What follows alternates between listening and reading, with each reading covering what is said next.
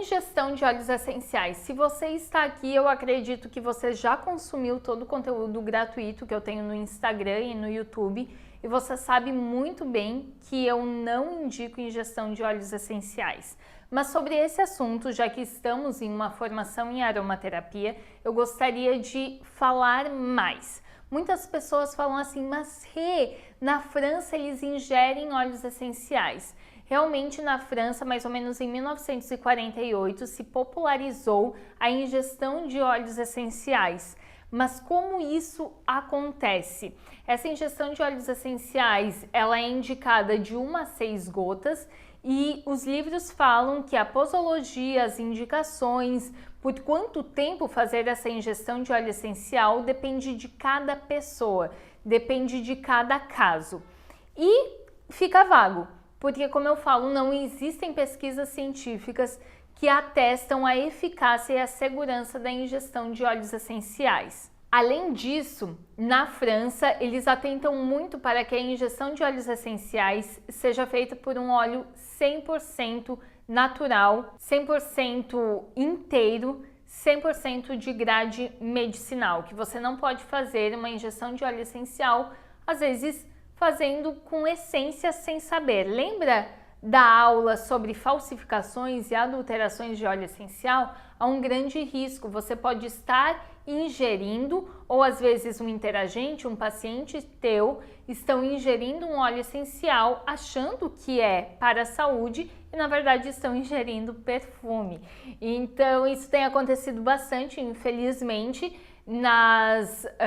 no dia a dia, né? A gente tem visto muito em relatos, principalmente de Instagram, existem relatos até em documentários sobre o assunto, porque não se sabe como fazer. Quando a gente for pensar, né, quando a gente pensa que na França é indicado somente óleos essenciais 100% puros e 1 a 6 gotas, e depende de cada caso, a gente vê o quanto não existe ainda uma padronização como existe para a inalação e a via dérmica. E o porquê não existe essa padronização, novamente, porque a gente não tem pesquisas científicas que comprovem essa eficácia e que consigam nos dizer qual seria essa quantidade. Óleos essenciais, além da França utilizar como uma prática que já é de certa forma recorrente, mas não pense que é comum ou que é... Eu acho que eu poderia falar que aqui no Brasil já está se fazendo mais do que na França, com a desculpa que na França é bastante utilizada. Não pensem que é assim, porque realmente não é tão fácil, né? Fácil desse jeito. Atualmente a indústria farmacêutica viu um grande potencial farmacológico com o uso de óleos essenciais. Em 2010, na Alemanha, foi criado um medicamento que se chama Silexan, que é um medicamento ansiolítico, e esse medicamento ele é feito com óleo essencial de lavanda. A cápsula varia de 80 a 160 mg de óleo essencial de lavanda e foi comprovada uma ação ansiolítica com esse medicamento com óleo essencial. Aqui no Brasil também tem um medicamento que é utilizado para síndrome do intestino irritável, mas é utilizado com óleo essencial de hortelã-pimenta. O medicamento se chama Mentalive e ele possui em média 200 mg de óleo essencial de hortelã-pimenta para alívio de sintomas de síndrome do intestino irritável.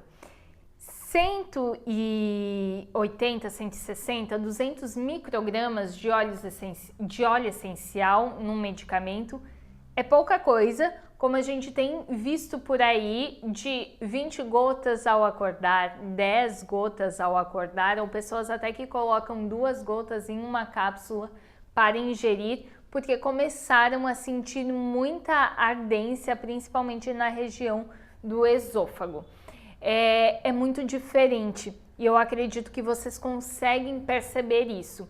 O que eu quero apontar e quero que vocês tenham muita consciência é que ainda, quando a gente fala em pesquisa científica, em estudos clínicos randomizados, nós não temos uma comprovação científica de que os óleos essenciais eles podem ser ingeridos com segurança e mais que eles possuem algum benefício para a saúde.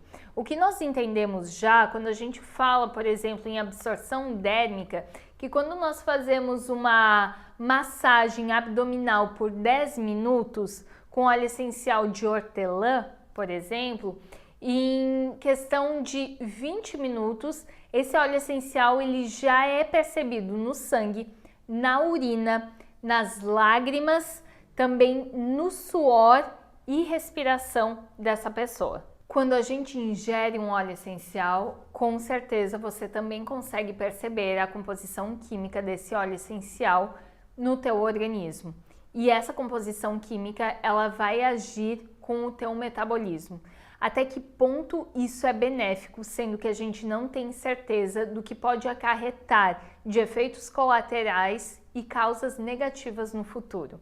Então eu, Renata, que me baseio em estudos clínicos randomizados ou muitas vezes até em estudos de caso, não precisa ser uma pesquisa científica a nível máximo de hierarquia, quando a gente fala em medicina baseada em evidência, eu te falo, será que vale a pena? Vale a pena utilizarmos um óleo essencial que já sabemos que tem uma ação muito boa e específica via inalação ou via pele por ingestão, que talvez traga alívios de alguns sintomas agora, mas que você não sabe quais são as consequências em um futuro, ou que talvez traga alívios agora, mas que podem estar sobrecarregando principalmente as funções renais e funções hepáticas. Será que realmente vale a pena? Então eu vou deixar para vocês alguns artigos científicos nessa aula para que vocês leiam se vocês tiverem interesse. Mas esses artigos científicos são sobre ingestão de óleos essenciais e todos eles não comprovaram a eficácia da ingestão de óleos essenciais.